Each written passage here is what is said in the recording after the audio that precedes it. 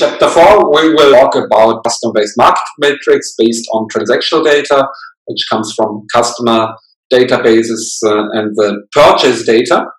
And we will see how we can use this data to do segmentations. First of all, we will see different types of segmentation. We will then see traditional marketing metrics such as sales or market share, and we will then do customer-based market metrics. What is market segmentation? Market segmentation means that you divide a large heterogeneous market into smaller segments, you can also call that groups, that can be reached more efficiently and effectively with products and services that match the needs. It means that you have a big population, these are the customers, and divide the markets, for example, in market 1, market 2, Asia, and this might be Europe. Within the European market, you divide in 3 segments, for example, man and woman, a segment with different age groups. For example, older customers or young customers between 20 and 30, 31 and 40, 41 to 50, 51 to 60, and more than 60. Divide the market into segments of customers that develop segment profiles. Once you have divided this market, you are practicing target marketing or targeting, which means that you select the most profitable segments to focus on. For example, of women between 41 and 50 years old is the most profitable segment. So for these reasons, you will develop adapted products to this target. I'll come back to my definition. So you divide thus large heterogeneous markets into smaller segments to more efficiently market products according to the needs of them. Instead of focusing on the overall market, you focus only on one or different segments. So generally, a small firm would be focused on a niche market, so one single segment in which I'm specialized, in which I can better satisfy my customer. A big firm like L'Oreal would probably be present in all markets. So our market is cosmetics, so we have customers with higher incomes and lower incomes. So we can segment the market in high or premium markets for which we develop brands for premium customers. For example, Biotherm, Lancôme, so all these brands that you can find in perfumeries. On the other hand, they say, okay, we have also customers who have lower incomes, who buy in retail, grocery retail markets, so we develop brands like L'Oreal or Garnier, which are then sold in grocery retail outlets. And so 2 types of segments, premium versus non-premium market, in which the brand is present. But then even within these markets, they segment. For example, L'Oreal has products for men and for women, has products for younger skin without any problems and for older skin with more problems, such as wrinkles. And so these are other segmentation routines. They say we are present not only in France or Europe, but we are present in Asia, Africa, Latin America. So we segment according to geographical criteria. And so we adapt our products to the skin, the particularities of the needs of these geographic markets. So you can see the segmentation leads to adapted offers that fit well to particular segments, and they select those segments which the brand thinks to be most profitable. Volkswagen Group for cars, they have different brands for different income groups or segments. So for example, Seat and Skoda for low income, Volkswagen for medium income, and Audi for high income. So this means that they can better fit to the needs of these segments. And even within each brand, they have different models that fit exactly. For example, bigger families with vans, for example, and single households with small cars, for example. This is done actually in every domain. If you take the example of an airline, let's take the example of Air France. They have different brands, so they have Air France, KLM, for short, medium, and long-haul flights with service on board. They have a brand called HOP, which was formerly Regional Airlines, which aims at serving smaller regional airports. They have a low-cost brand called Transavia, targeting a low-cost segment. So within one group are different brands that aim at solving and satisfying different types of customers. One criterion to segment is geographic. We have seen that also in the database marketing. Geographic information is important to do segmentation because it can enable you to segment, divide the market into different geographical units, such as, for example, nations, regions, state, cities. And so you can also divide into urban areas and outside urban areas. Or you segment according geographical blocks. European Union, US, Asian, and you focus on these geographical blocks.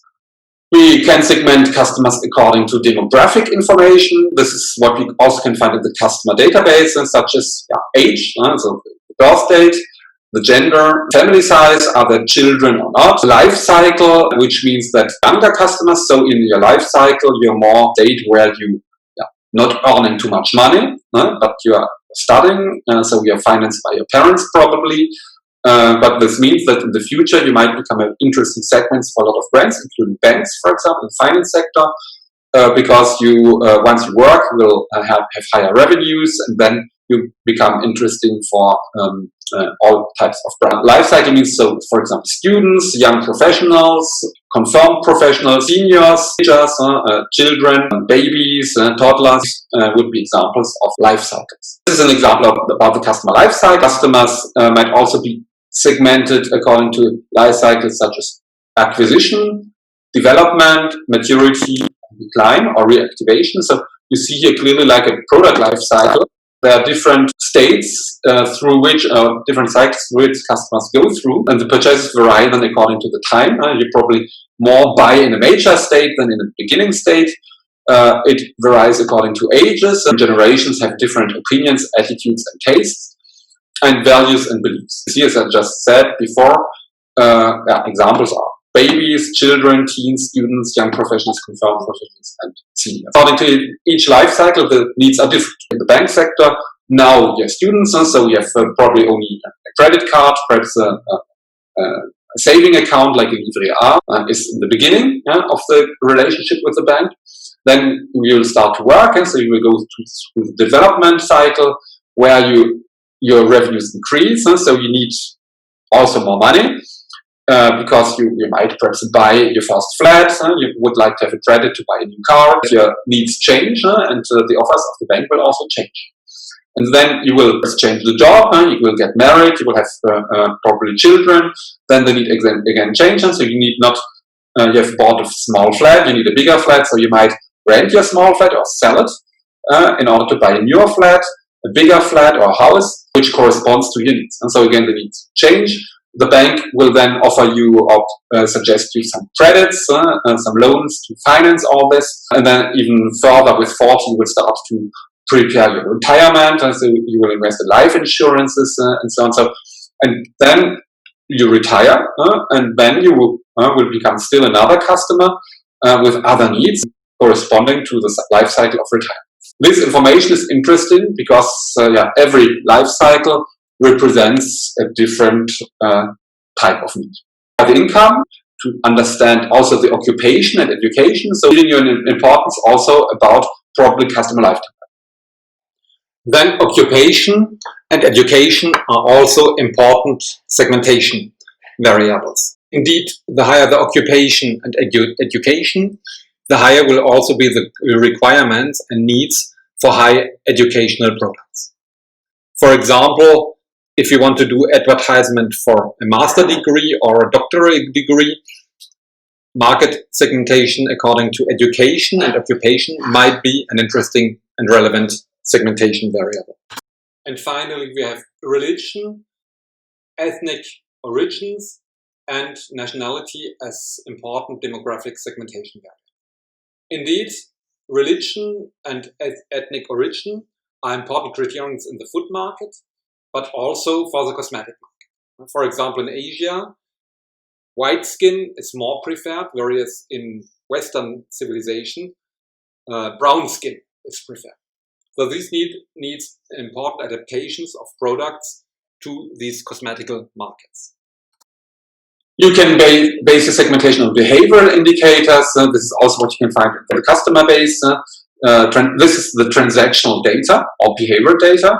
For example, purchase frequencies, purchase amounts, how many money the customer spends, purchase recency, which means the last time the customer bought in your brand or in your store, and loyalty status. Do we have a loyal customer or an opportunistic not loyal customer? Customer lifetime value, CLV, which is also an important segmentation criterion. This is very important behavioral segmentation because on the individual level, it enables the firm to segment according to importance of the customers, platinum versus ivory customers, and to better allocate resources to the best customers. This brings me to a comparison between traditional and customer-based marketing metrics. So the traditional marketing metrics are aggregated measures such as marketing shares, so the market shares, and sales, for example, sales in volume or in value. Market shares are measured on the aggregate level, which means that we take into account the sales of a brand compared to the sales of all other brands. On the other hand, CRM, we use individual behavioral customer-based metrics, which is first of all acquisition, customer behavioral activity, retention, so loyalty, and the lifetime duration. Metrics to measure customer value, such as share of wallet, RFM value, customer lifetime value, and customer equity. All these indicators are measured based on behavioral indicators and behavioral metrics, whereas the traditional marketing metrics are measured on the brand or aggregate. So that's important to understand because CRM is about personalization, is about one-to-one marketing. That is one offer to one customer. One customer is equal to one segment. So we have one individual product that is destinated to one individual customer. It is not really reality, but in some sectors, firms are already practicing one-to-one marketing. For example, iTunes.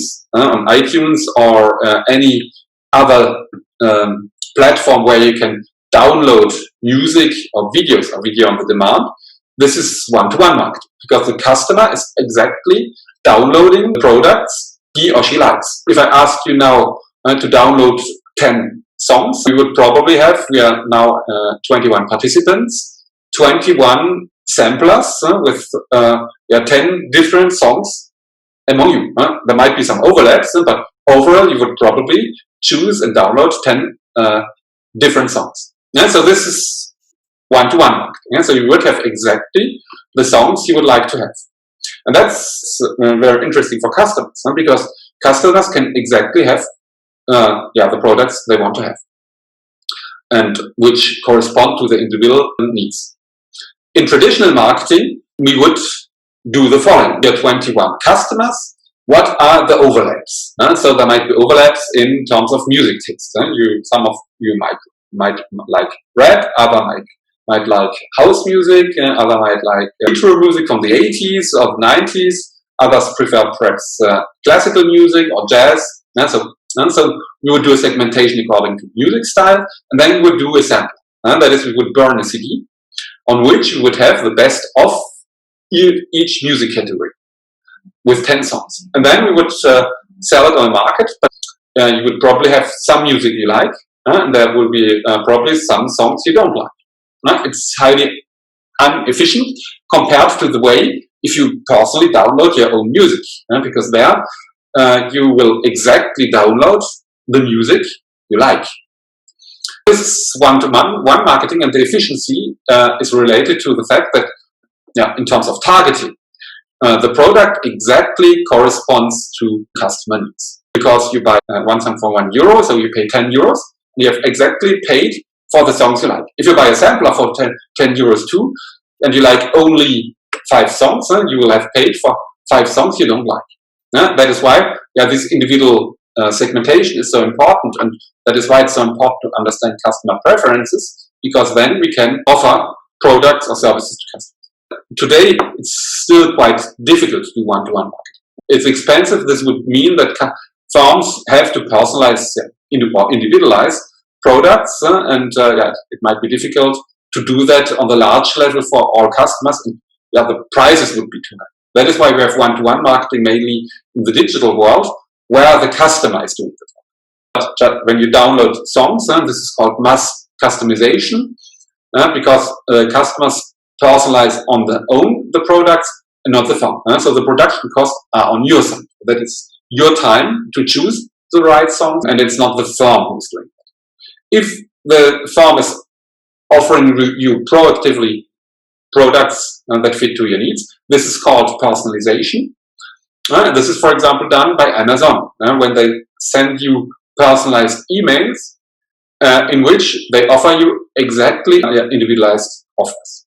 But this is actually, we are only in the beginning of personalization, because we're rather in the phase on a cycle where firms are collecting data, analyzing data, and in the future, probably in the next 10 years, the firms will start to do personalization. And in the digital sector, it's rather easier because they do mass customization. The customer personalize on their own their products. The traditional marketing metrics are measured on the aggregated level, whereas the individual CRM metrics are based on the individual customer level.